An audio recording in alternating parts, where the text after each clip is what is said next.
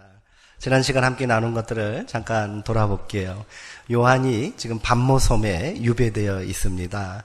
그가 주의 날에 음성을 들었다는 거예요. 주의 날에 기도하고 예배드리고 있었겠죠. 그런데 자기 등 뒤에서 음성이 들립니다. 번개와 우레 같은 큰 음성이 들리는데 그 음성을 향하여 딱 시선을 돌리니 그 앞에 자기 뒤에 지금 누가 서 있다는 거예요? 12절의 말씀에 의하면 인자 같은 이가 서 있었다. 예수님이 지금 서 있는 거지요. 그리고 이 예수님께서 비로소 요한에게 말씀하신다는 거예요.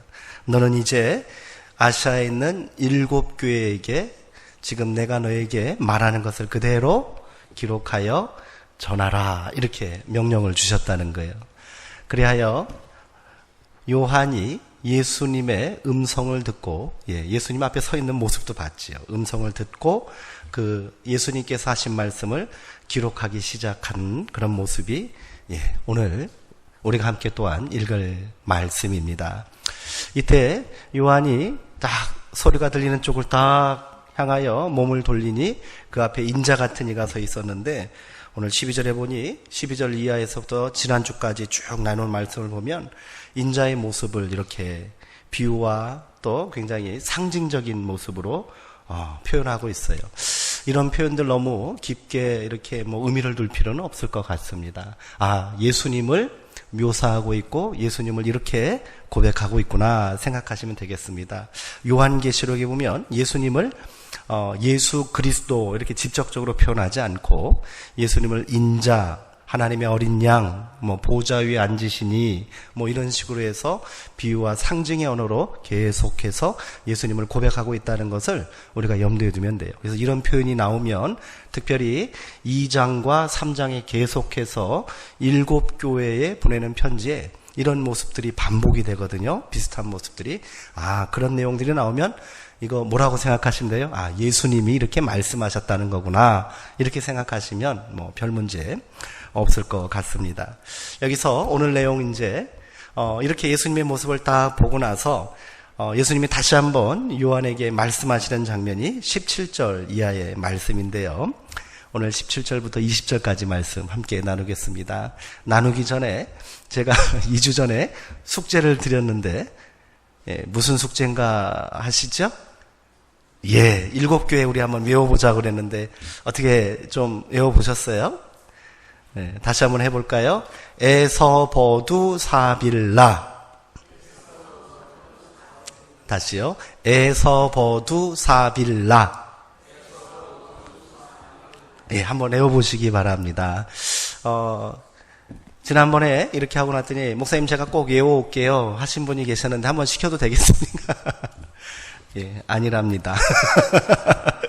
우리 요한계시록 계속 읽어나가시면서 우리 다 같이 기억하고 함께 고백해도 좋을 것 같습니다. 그러면 오늘 17절의 말씀부터 한번 나눠보도록 할게요. 자, 17절 말씀 다시 한번 읽어보겠습니다. 자, 시작. 내가 볼 때에 그의 발 앞에 엎드려져 죽은 자같이 되매 그가 오른손을 내게 얹고 이르시되 두려워하지 말라. 나는 처음이요 마지막이니. 자, 요한이 지금 주의 날에 예배드리고 있었어요. 기도하고 있었는데 뒤에서 음성이 나서 무슨 음성인가 하고 딱 돌아봤더니 누구시더라는 거예요? 예수님이라는 거예요. 근데 지금 예수님의 모습이 천상의 예수님, 부활하시어 하나님 보좌 우편에 앉아 계신 천상의 예수님의 모습으로 나타났으니 그 모습은 곧 어떤 모습이겠습니까? 하나님과 같은 모습이죠. 요한이 그 모습을 천천히 머리부터 발끝까지 다 봤어요. 그러고 나서 어떻게 했다는 거예요? 너무 놀라서, 정확히 말하면 어떻게 하겠습니까? 두려워서, 너무 두려워서 그 자리에서 엎드려서 죽은 자처럼 됐다. 그냥 깜짝 놀라서 기절했다 이런 얘기로 표현해도 될 것 같아요. 신 앞에 서 있는 인간이 느끼는 두려움과 공포입니다. 성경은 이것을 뭐라고 말합니까? 우리가 흔히 말하는 경외입니다. 여호와를 경외하라 이렇게 우리가 고백하잖아요. 경외한다는 것이 이런 표현이, 이런 고백이 될 겁니다. 하나님 앞에 선 인간의 실존적이고 정직한 자기 고백은 결국 처음 고백이 뭘까요? 두려움이 될 수밖에 없다는 거예요.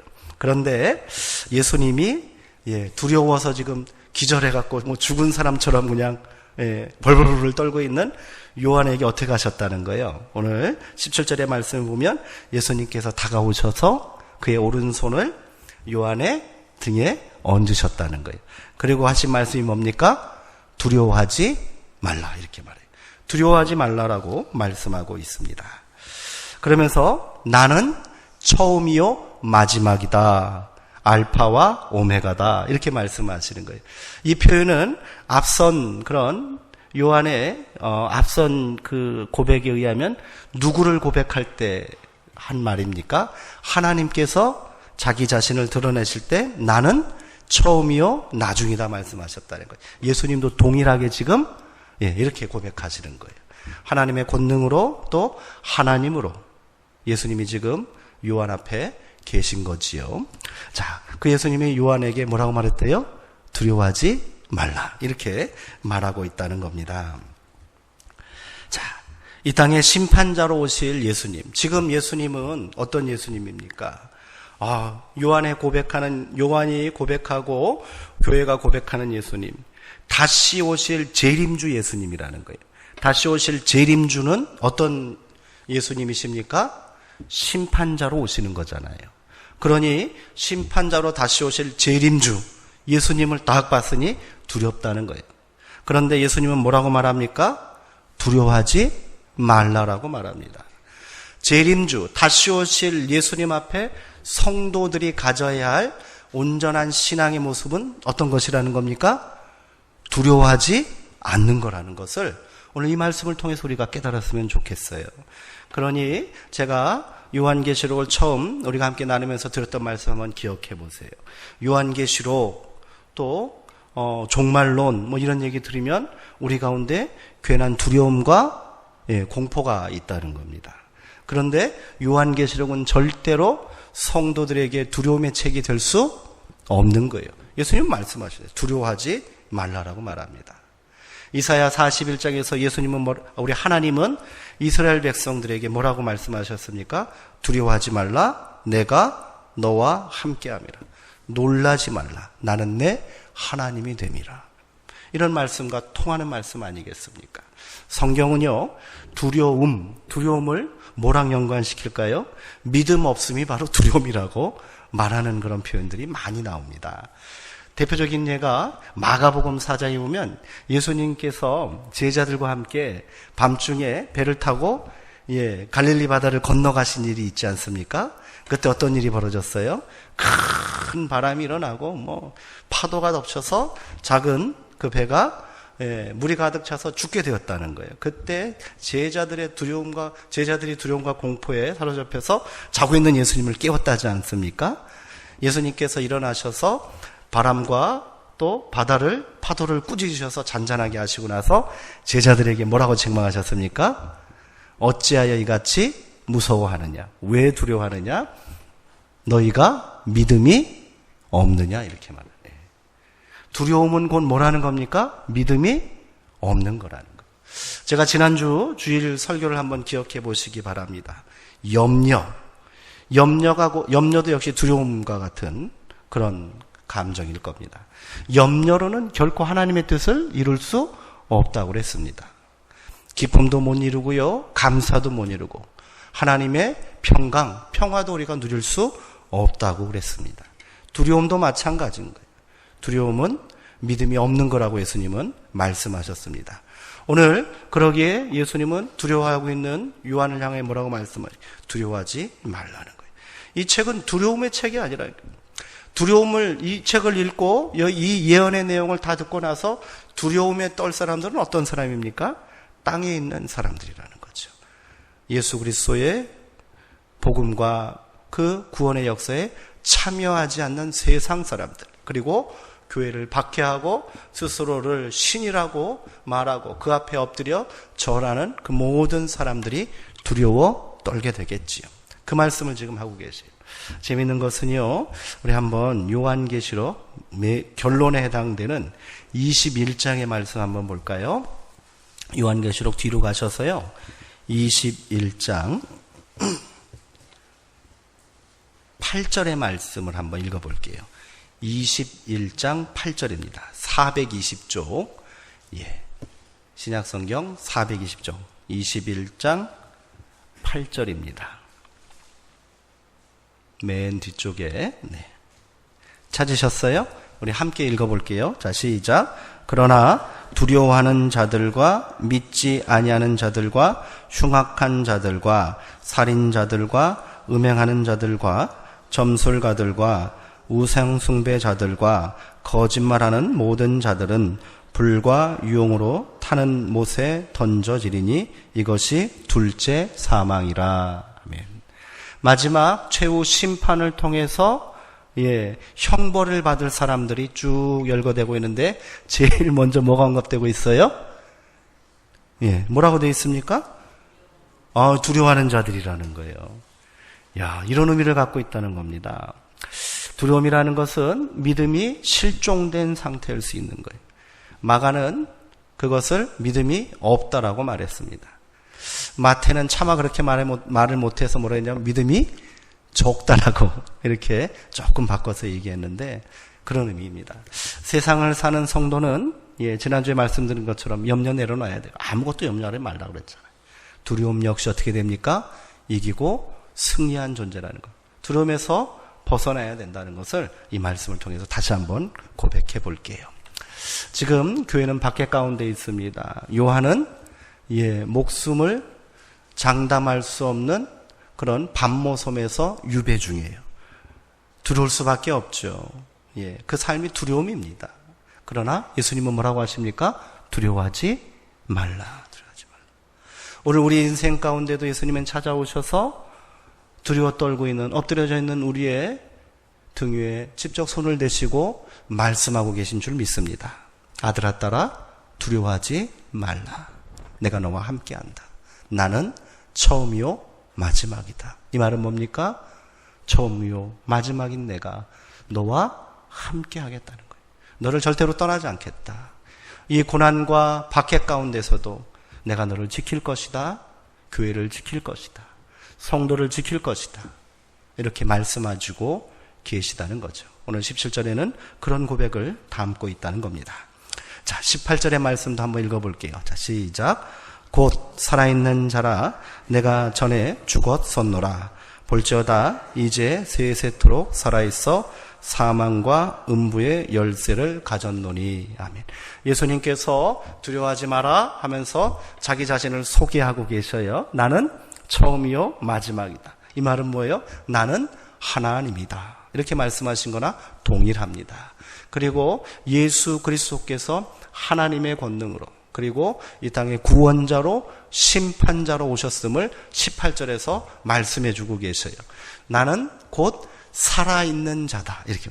여기서 살아있는 자라는 것은 어떤 의미가 있어요? 부활하신 예수를 스스로 고백하고 계시는 거예요. 내가 전에 죽었었노라. 십자가의 죽음을 의미하는 겁니다.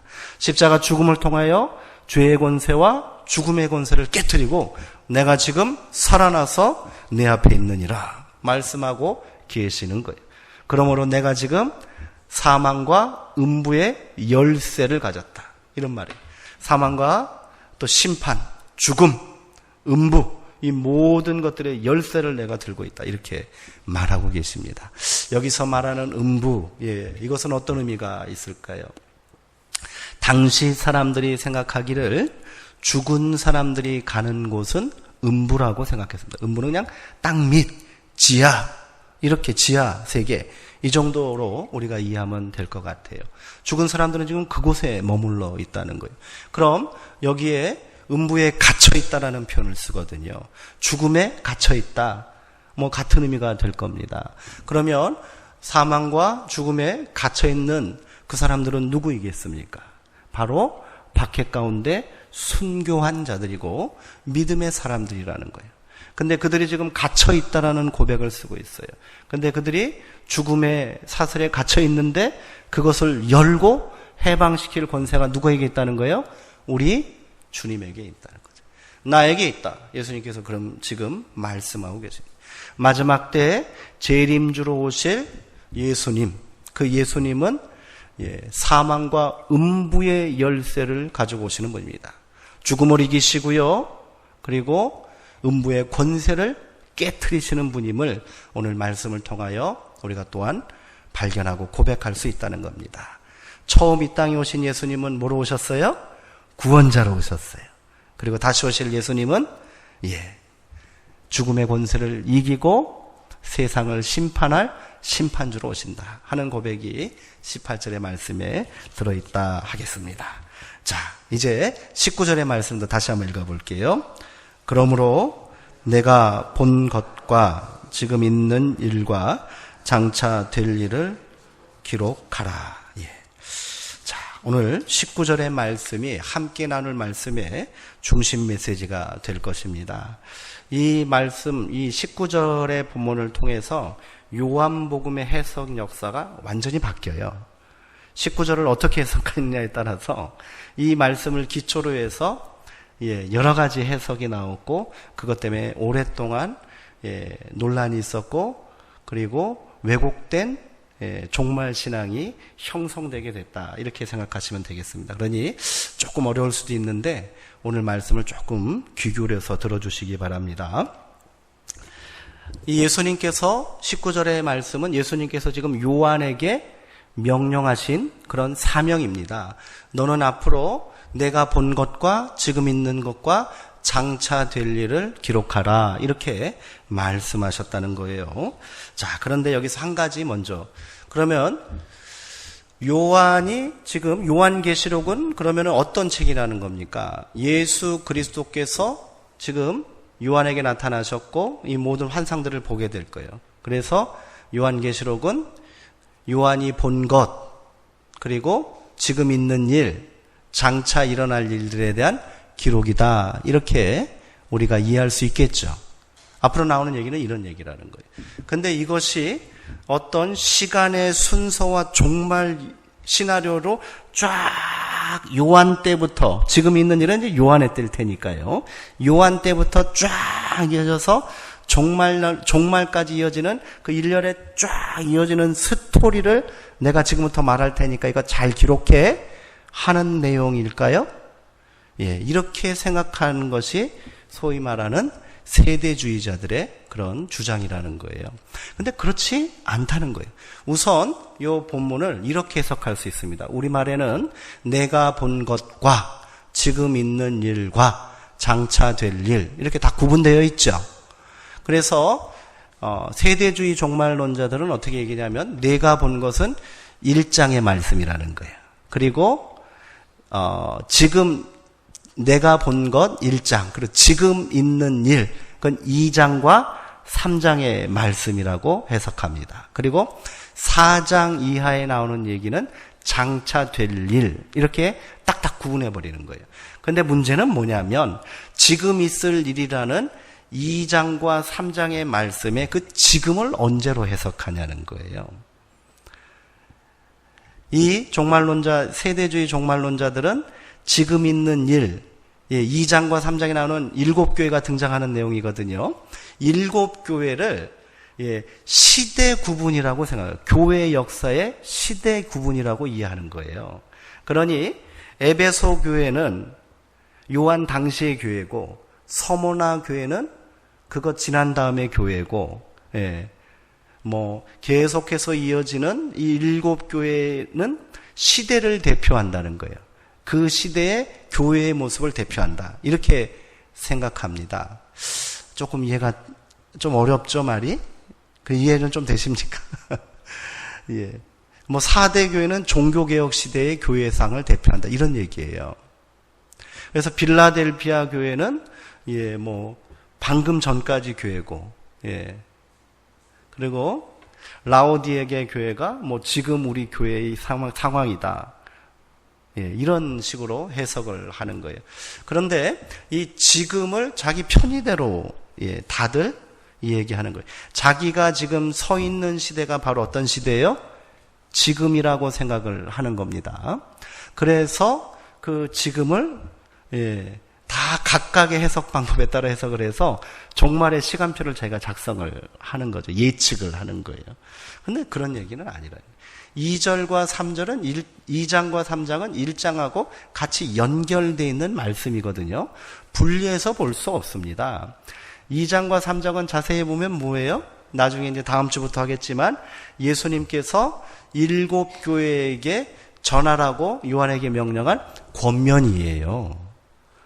그러니까 그것은 교회의 역사를 미리 쫙 예측한 일종의 교회사의 시나리오가 아닌 거예요. 요거는 일단은 염두에 두시고요. 이 세 부분으로 이렇게 나눠져 있는 것 같지만 실제적으로는 이렇게 해석할 수 있습니다. 내가 19절을 다시 보세요. 그러므로 내가 본 것과 이렇게 되는데 여기서 과를요. 영어로 보면 and가 될 텐데 과를 과가 바로 헬라어는 카이로 되어 있습니다. 쉽게 말하면 내가 본 것과 카이 그리고 지금 있는 것 카이 장차될 이렇게 되어 있다는 거예요. 근데 이 카이가 그리고 과 이렇게도 해석이 되지만 또 다른 해석이 뜻이 뭐냐면 즉이란 뜻이에요.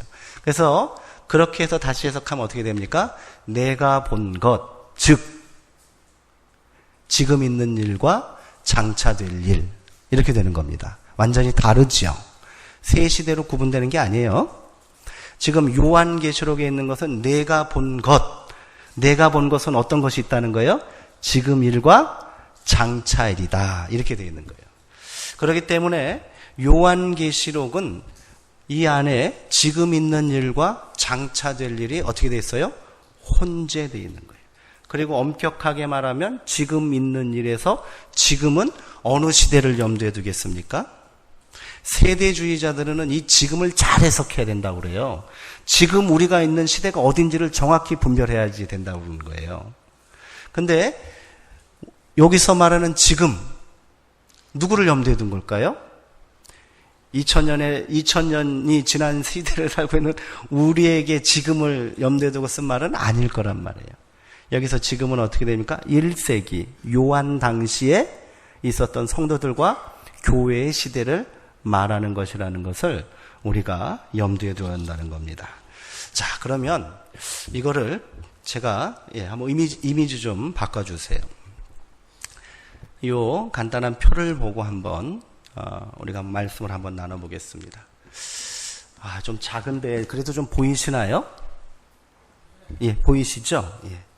보면서 한번 하도록 하겠습니다. 자, 이게 바로 소위 말하는 세대주의 종말 시나리오예요. 정확히 말하면 세대주의 전천년설 이렇게 말할 수 있습니다. 이러한 주장이 나온 것은 18세기입니다. 미국의 신학자, 미국에서부터 시작이 됐는데, 자, 먼저 간단하게 설명을 해볼게요. 이 세대주의자들이 말하는 바는 2장과 3장, 제가 아까 말씀드렸죠. 이것이 지금 있는 일, 바로 교회의 시대라고 말합니다. 요거 2장과 3장 하면서 제가 언급을 좀 더 자세히 해드릴게요. 7교회가 단순히 아시아에 있는 7교회가 아니라 역사 속에서 계속 진행되던 교회의 시대 구분이라고 말하는 거예요. 그걸 미리 예언했다라고 말하는 겁니다. 그리고 4장과 19장에 7년 대환란이 있다고 말합니다. 7년 대환란 전에 뭐 있어요? 4장 1절에 보면 이것을 근거로 해서 공중재림, 휴거가 있다라고 말해요. 휴거 들어보셨죠? 휴거가 뭐죠? 갑자기 들림받는다는 그런 얘기 아니에요.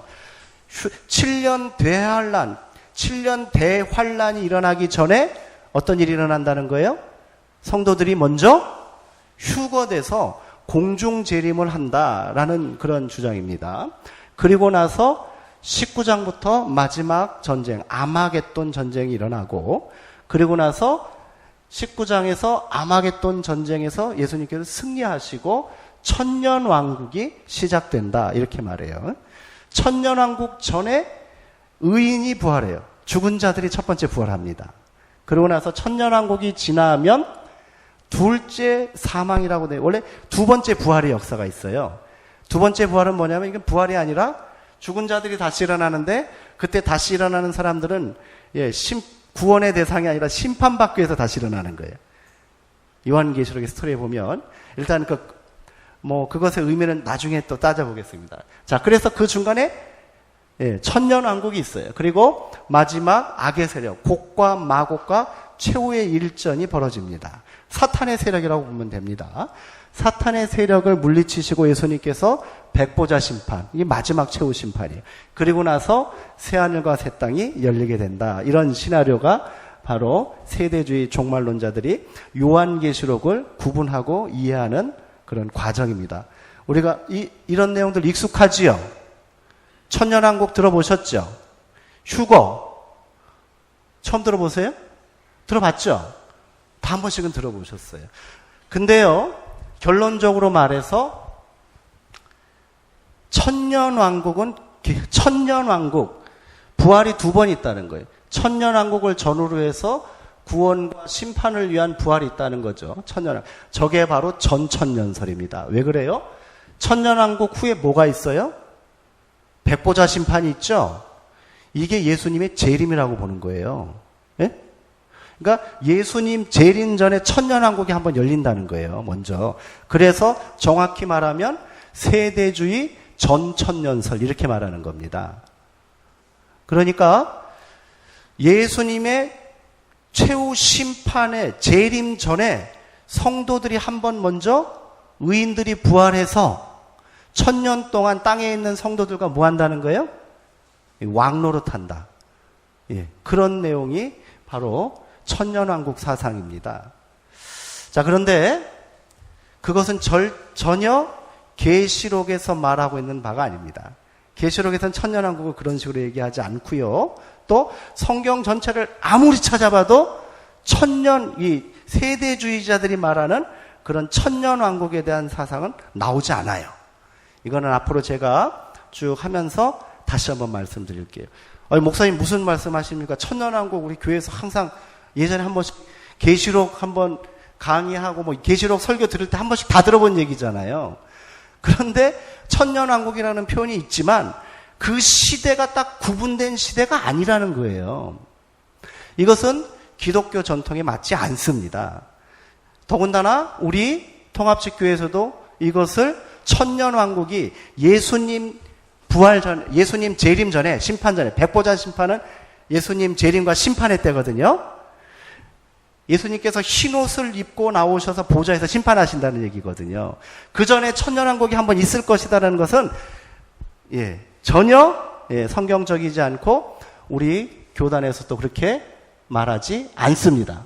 요거 먼저 염두에 딱 두셔요. 그러니 이것에 전제해서 요한계시록을 말하는 것은 조금 잘못된 해석이라는 거. 또 한 번, 자, 천년왕국 전에 또 뭔 일이 있냐면 7년 대환란이라는 것이 있을 텐데 7년 대환란 전에 휴거가 있다는 거예요. 그래서 예수님 잘 믿고 있는 사람들은 갑자기 사라져서 7년 대환란을 피하게 될 것이다. 이런 얘기입니다. 근데 이 주장은 요한복음 4장, 요한계시록 4장 하면서 제가 또 말씀드리겠지만 요한계시록에는 휴거라는 말이 없어요. 성경 자체에도 휴거라는 말이 없습니다. 세대주의 종말론자들이 휴거를 주장하는 근거는 뭐냐면 요한계시록 4장 1절의 말씀을 근거한 거고 또 하나 뭐냐면 데살로니가전서 4장의 말씀을 가져가는데 거기서 또 말하는 것은 데살로니가 4장은 예수 그리스도의 재림의 때를 묘사하고 그날엔 나팔 소리가 있고 큰 나팔 소리가 있고 잠자는 자들이 일어나서 공중에서 줄을 경배하고 살아남은 자들도 그와 함께 할 것이다. 이런 말인데 그것은 휴거가 아니라며. 그러면 휴거하고 난 다음에 또 한 번 예수님이 오신다는 거예요? 그런 건 없다는 거예요. 데살로니가전서 4장에 나오는 말씀은 휴거가 아니라 그것은 예수님의 마지막 재림의 때 일어날 일들을 결정적인 한 번에 일어날 일들을 말하고 있는 거예요. 그러기에 휴거를 말하는 것은 휴거도 한 번씩 다 들어봤죠? 성경적이잖아요. 성경에 없는 얘기. 계시록에도 물론 안 나옵니다. 그리고 휴거를 말하는 것은 뭐냐면 7년 대환란이 일어난다는 거예요. 근데 요한계시록에 물론 땅에 엄청난 재앙과 환란이 일어나게 될 겁니다. 근데 그것을 7년이다라고 말하지 않아요. 7이라는 숫자 자체가 안 나와요. 근데 이 7을 왜 여기다가 갖다 붙이냐? 다니엘에 나오는 70일이라는 표현이 있거든요. 그것을 7로 그냥 해석해갖고 7년 동안 환란이 있을 거라고 이 사람들은 말합니다. 그래서요, 이 사상에 영향을 받아서 계속해서 세대주의 종말론자들이 7년 대환란의 시간표까지 다 짜요. 7년 동안 있을 일을 미리 다 예측을 한다니까요. 그리고 심지어는 이 7년 대환란에 지금 우리가 살고 있는 시대가 한 3년쯤 됩니다. 이렇게 말하는 사람도 있어요. 다 잘못된 성서 해석이라는 거예요. 그러니까 먼저 오늘 요한계시록을 정리하면서 오늘 말씀을 정리하면서 이런 내용을 다시 한번 말씀드릴게요. 자, 휴거 잊으세요. 이거 우리 가운데 있는 편견이에요. 휴거 없습니다. 그러면은 재림이 2번 있어야 되는 거예요. 휴거 때 한 번 일어나고 또 공중 재림이 있고 지상 재림이 또 있는 거예요. 그런 일은 성경에 있지 않아요. 성경적이지도 않습니다. 그리고 천년왕국에 대해서도 세대주의자들이 말하는 심판전의 천년왕국, 그런 것은 성경적이지 않고 요한계시록도 그렇게 이야기하지 않는다는 겁니다. 한 가지 말씀을 좀 드리자면 어거스틴이 천년왕국에 대해서 이렇게 말합니다. 천년왕국은 그리스도와 함께 일으킴을 받아 하나님 나라에 속한 그리스도인들의 현재 상황이다. 그러기에 오늘 믿음으로 하나님의 자녀되고 복음 안에서 그리스도와 하나 되어 그리스도와 함께 있는 우리의 삶의 자리가 바로 뭐라는 거예요? 천년왕국으로 비유되어 있다. 이렇게 보시면 되는 거예요. 천년왕국은 어떤 특별한 신비로운 기간을 얘기하는 것이 아니라는 거예요. 천이라는 숫자가 뭡니까? 날수를 천일을 세는 게 아니에요. 성경에서 특별히 요한계시록에서 천이라는 것은 많다, 크다 이런 의미를 갖고 있는 거예요. 그러기에 오늘 우리가 살고 있는 이 삶의 자리, 그리고 또 이것을 미래적으로 해석해도 됩니다. 궁극적으로 누릴 구원의 완성의 삶의 자리는 천년왕국과 같은 것이다 하는 상징성을 갖고 있습니다.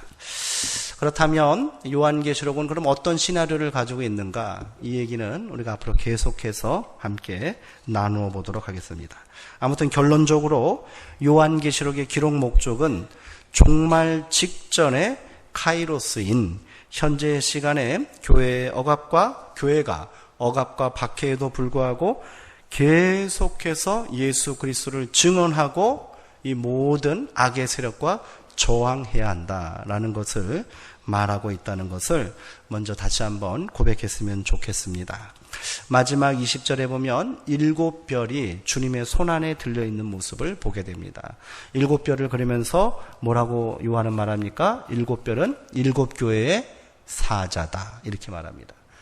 여기서 말하는 사자는 교회를 지키는 수호천사 같은 거라는 거예요. 하나님의 영이라고 생각하면 됩니다. 하나님의 영이 지금 교회를 어떻게 하는 거예요? 박해 가운데 지켜주고 계시다. 이런 고백을 담고 있다는 겁니다. 말씀을 한번 정리해 볼게요. 오늘 마무리하기 전에 다시 한번 요한계시록 1장 1절의 말씀을 한번 돌아가 보겠습니다. 요한은 이 책을 뭐라고 그랬습니까? 예수 그리스도의 계시라 이렇게 고백을 하고 시작했습니다. 이것은 2가지 의미로 우리가 해석할 수 있습니다. 예수 그리스도께서 보여주신 계시, 그러니까 일반적으로 우리가 생각하고 있는, 그리고 우리가 그동안 고백했던 바입니다. 예수 그리스도께서 요한에게 보여주신 사건을 예수 그리스도의 계시 이렇게 생각할 수도 있지만, 이것을 또 어떻게 해석이 가능하냐면 예수 그리스도에 관한 계시, 그러니 예수 그리스도를 보는 것. 계시라는 것이 뭐라고 그랬습니까? 보는 것이잖아요. 감추어진 것을 보는 거예요.